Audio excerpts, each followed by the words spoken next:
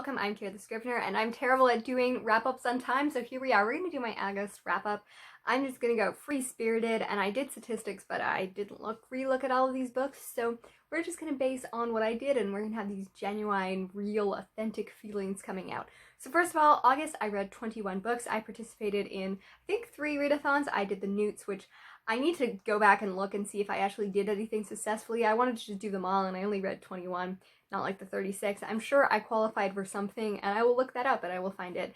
And I also ran 2 readathons that I helped organize, and the first one was the Demigods Anonymous one, which was Questathon, which I completed all the prompts for, and then I also ran the POC-A-Thon, which I did not do as many. I did read plenty of books for the POC-A-Thon, which featured people both of color and by authors of color, so I definitely did it that way, but I didn't do all of the prompts just because I ended up moving during those weeks and it was real hectic. So, but I'm very thankful for both of those readathons and the joy and the fact that you guys contributed and hung out and all of those things. So I can't wait to do it again next year. So first of all, for my statistics, I read 21 books. 19 of those were audiobooks. Who's surprised? 2 of them were physical. And then I read 1 reread.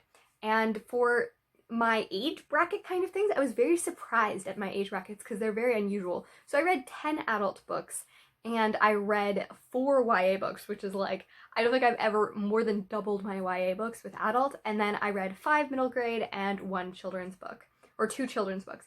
There was 1 Little Dreamers things, which are just kind of more general, but the star ratings, I had 1 5-star, 3 4 stars, 7 3 stars, and 6 2 stars, and 2 1 stars. I'm pretty happy with that.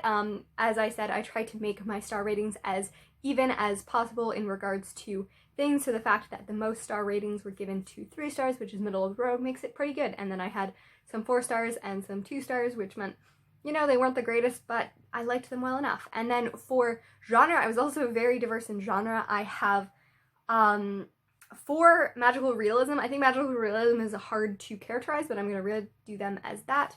And then I had 1 mystery thriller, 4 fantasy, including 1 classic fantasy, and then 3 science fiction, 1 contemporary, 1 historical fiction, 5 nonfiction, and 1 poetry book. And now I'm going to go into the actual books I read. The first one was the Night Circus. I really love this. I actually bought it afterwards and I was very happy. I gave this 4 stars. I think the storytelling was amazing and the writing style was amazing. It's one of those things where I was able to give the characters a lax because of the setting and the writing, and everything was very good. I very like magical realism. I really need to read more of that. I really like the omniscient narrator and the sliding timeline and the sliding people and all of that. And I can't wait to read Erin Morgenstern's book that is coming out this fall.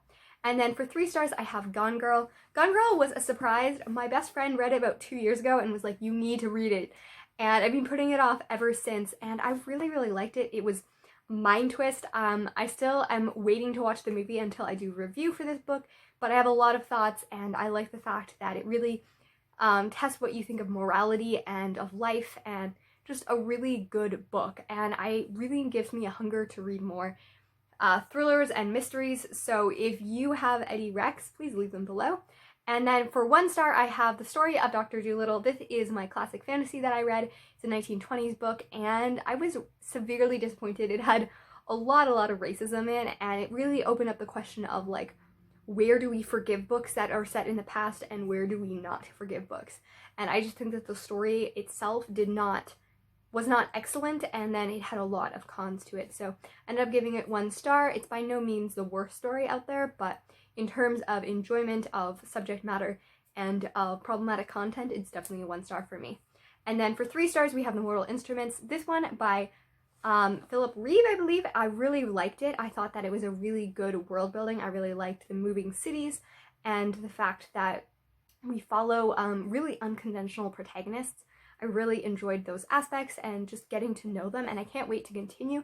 It really takes some nice turns that aren't really the most expected, and yeah, I'm just like really excited to read more into it. It's science fiction in the future, and I also really enjoy the fact that he really captures the alienation of our own society. Like, when they look at our society and they're like, wait, why? And I think that from a point of view of doing this, I think that's a really good aspect if you have things set in the future to make it seem foreign to a reader and then to seem us foreign to them. And I also think that the female characters were quite well developed for this book coming out in 2000. And then we have Vbi Came Through. This was a historical fiction book that looked at a Korean family and their immigration to Canada and all of those. I just really didn't like it. It was a fiction book. It read largely like a very bad narrative memoir. It just didn't have a lot of plot to it, didn't have a lot of development or characters. It felt very just written out, and as a story it isn't compelling. It might have been better if it had not have been a piece of fiction. It just did not read like fiction. I just was not compelled at all. I think that it talked on some really important subject matters, which is why I gave it 2 stars. It was also translated, which I think is really important, but also can sometimes mean error of style or narration. So if you're interested in those content, I wouldn't say that it is a bad book to check out. It just was not one that I felt overly compelled to read. And then next we have 2 stars, and this is Heartberries, and this was a book that I did not know that was set in Canada originally. I thought it was in the US, but it looks at a woman who, it's her memoir and her stories about dealing with mental illness and just a lot of abuse and being in Canada and being Native and the mistreatment and the history of abuse and trauma throughout the thing. I think that that was very well constructed. I think that the writing and the themes, I think that the themes was really good. The writing on the themes was really good and evocative and amazing. I think that the writing was not as I would have liked.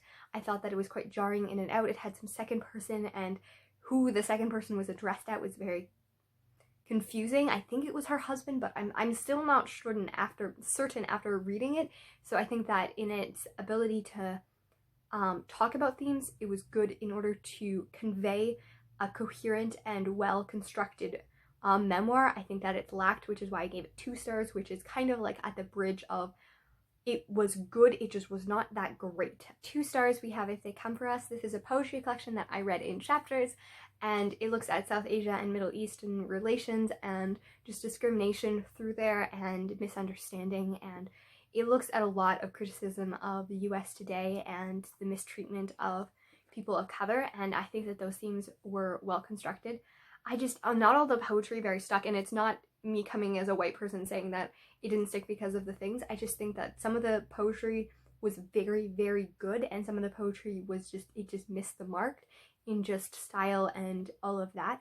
And I find that a lot with poetry. I can very literally read through an entire poetry collection and find that the majority of the work is things that I think that are well poetry. And I'm no by means a critique of poetry. This largely I vote poetry more on emotionality and enjoyment, as it is not something that's necessarily stylistically and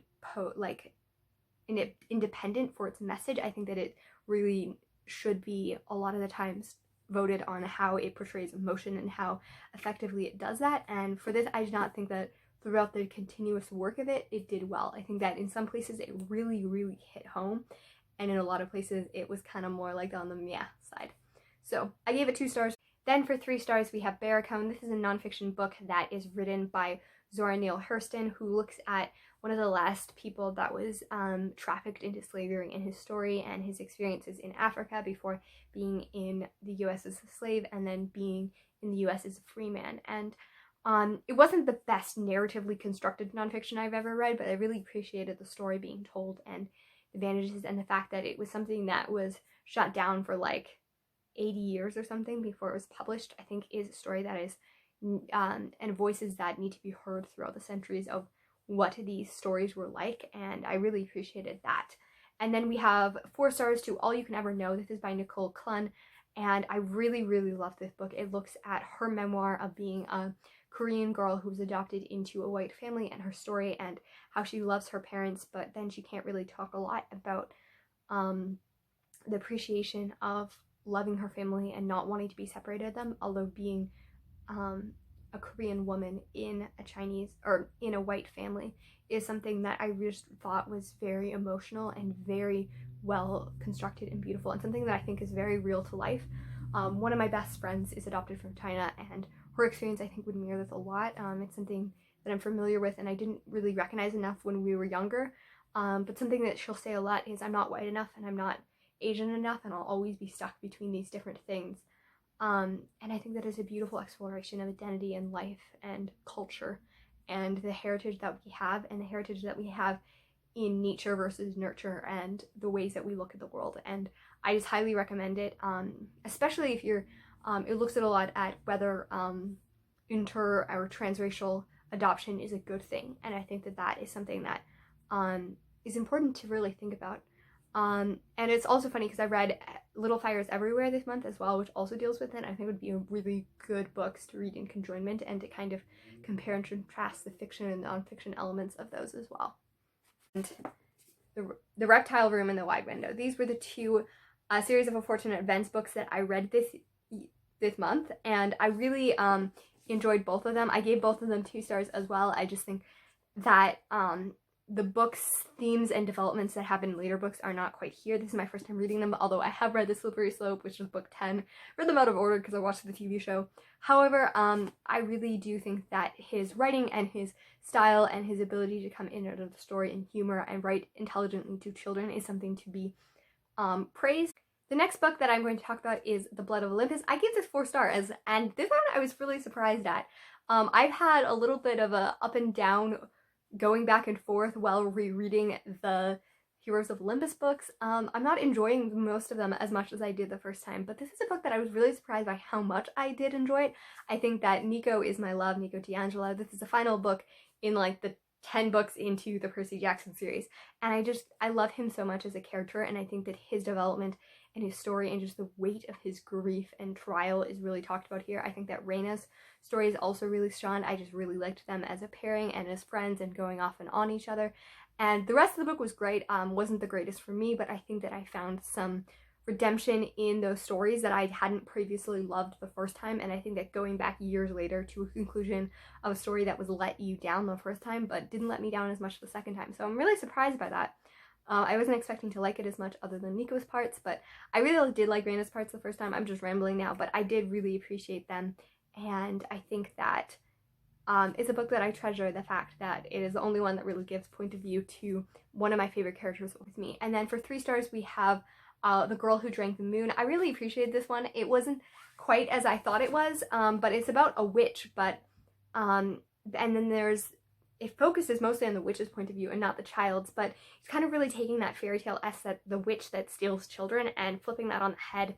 And pretty much the elders of this town is pretty much trying to manipulate the people by taking their children away and making them fearful of the world around them. And this witch sees this, and she doesn't realize that's what's happening, but she realizes there keeps on being children, so she makes it her position to take these children and give them to another town. And by doing this, she kind of gives them more intelligence and grace and people skills and all of these as kind of like star things, and she feeds them star things so that they can preserve, because she needs to give them something. And then one time she is really drawn to this girl and she gives him moonlight again, and that gives her magic, and then kind of goes on the like journeys of Quells and all of this to the stories of how she's growing up. And it has a really diverse amount of people in the story. I really like Kelly Barnhill. This is my second book back-to-back reading from her, and I really enjoy her writing style. It's quite omniscient, it's quite far-fetched in different points of views, and they're middle grade with primarily not middle grade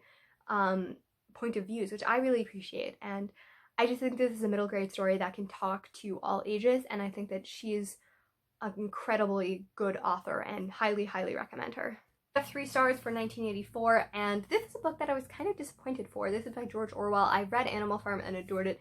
This book is a book that I wanted to read for like 7 years, I'm not kidding, and I've just been putting it off and off and off, and I think that I'm very sad that I did, because if I had read it at a younger age, I think it would be much more impactful. I read a lot of the grandfathers, the great classics of dystopian by now, so a lot of it is familiar space for me, and I just was not wowed in the same way I think I would have been if I had read it at a different time of my life.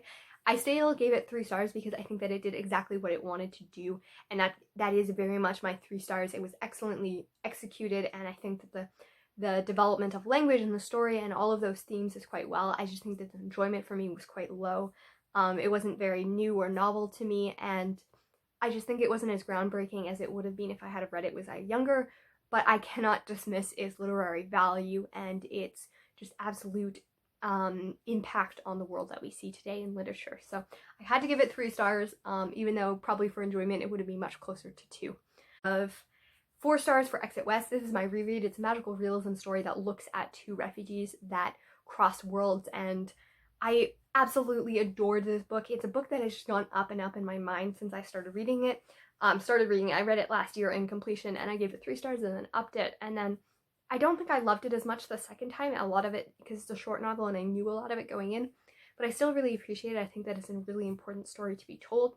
It's advertised very rond, and that bothers me very much. It's advertised as a very grand love story, which is not really the plot. It looks a lot more at grief and the wage of war and trauma on people and how it changes them and how we change as individuals and people. And I really, really love the themes and explorations of it.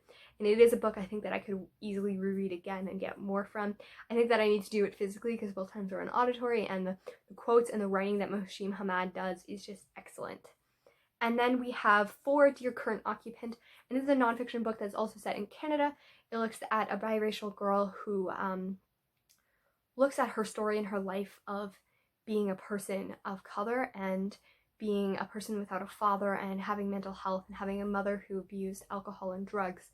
And it's very touching. If you watch my vlogs, I talk a lot about most of these books, but this book I was just completely wowed about. I think that it's a book that is by Shalene Knight, and if you have not picked it up, I really just recommend picking it up.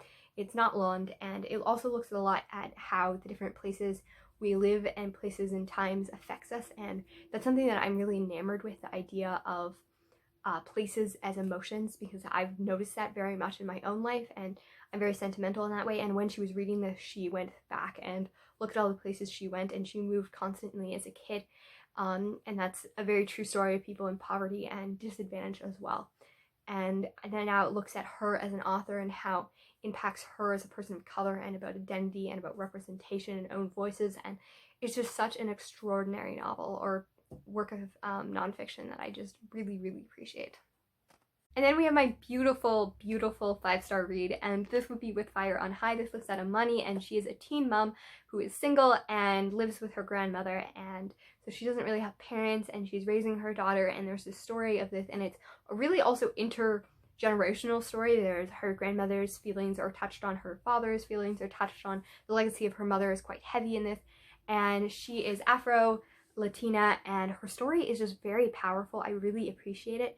I really appreciate how grounded it feels. She loves cooking, which is something that I very, very much enjoy as well. And I just really appreciated all the elements of this book. I think that is highly, highly needed and great and amazing. And it just really looks at the emotions, and the groundedness of this is something that I adore so much, and looks at so many different aspects. And I'm just going to say about how much great it is because I can't even say anything else.